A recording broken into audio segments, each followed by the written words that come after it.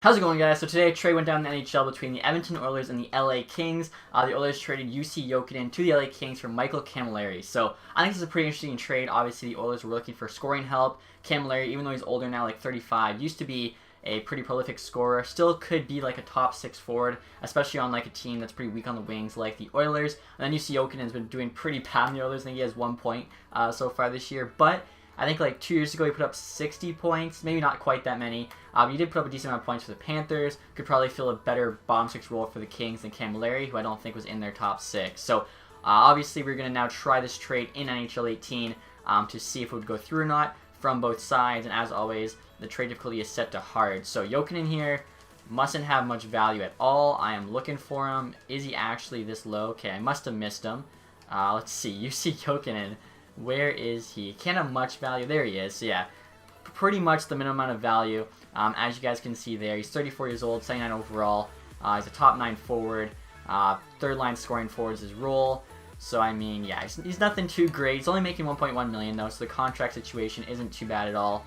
And Cammalleri, I'm guessing, yeah, he does have a bit more value. He's 35, so a year older, but he's 81 overall, so a couple overall higher. He's considered a second line forward, so again, the Oilers are bringing him in, I think, to play in their top 6, to have some scoring help, which they definitely need. Jokinen will probably be like a third liner for the Kings.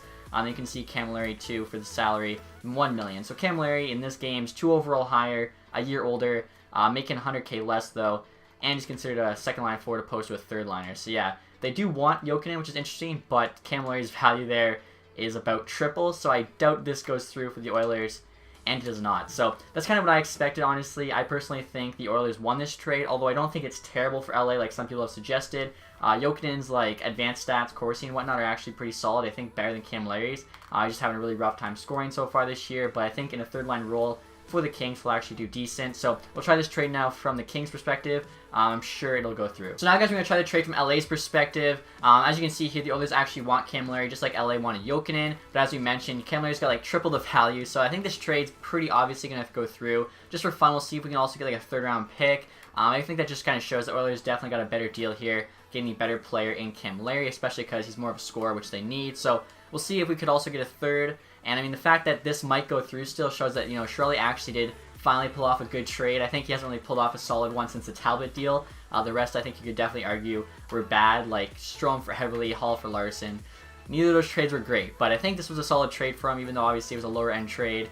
And yeah, that went through. So in the game, you definitely could have gotten a third with Jokinen. But like I mentioned, I still think it was a pretty fair trade for both teams. We're now going to take a quick look at the lineup just to see what the teams are going to look like with their new players. So after that trade, guys, this is what I think the Oilers forward group is going to look like when healthy. The first line, I don't think is going to see any changes. Still Maroon, McDavid, Draisaitl. McDavid and Draisaitl play a lot better when they're together.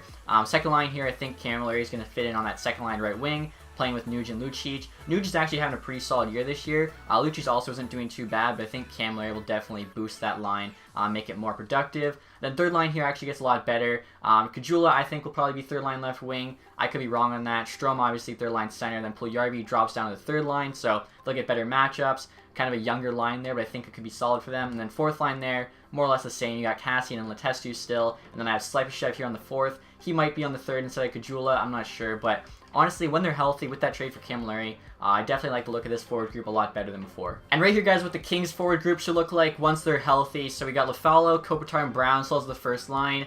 Toffoli, Carter, and Pearson on the second line. I think, obviously, Carter will join back in with the That 70s line. Then you got a much better third line here with Jokinen, Camp moving down once Carter's back, and then Gabrick, who's also supposed to return from injury pretty soon. I think that might be another reason why they traded Cammalleri. They figured Jokinen was a better bottom 6 player, plus they're getting Gabrick back, who would basically take Camalleri's spot. So I'm thinking that's like their logic. And then fourth line there is also pretty solid. You got Lewis, Shore, and Clifford. So I mean, honestly, once they're healthy, like right now, I think Clifford, Gabrick, and Carter are all injured. So obviously those are 3 pretty key players, especially Carter. Once they're back in the lineup, the Kings forward group's actually going to be looking pretty solid. Lafalo is probably a little too low rated here at 73. He's playing pretty well right now on that top line with Kopitar and Brown. So, like I said, I think the trade worked out pretty well for both teams. I do give the edge, though, to the Oilers, especially if maybe they even throw Cammalleri on McDavid's line. I don't know, maybe they take out Draisaitl and Maroon and he just lights it up. You never know. There's a lot more potential, I think, with Cammalleri than Jokinen. So that's why I give the edge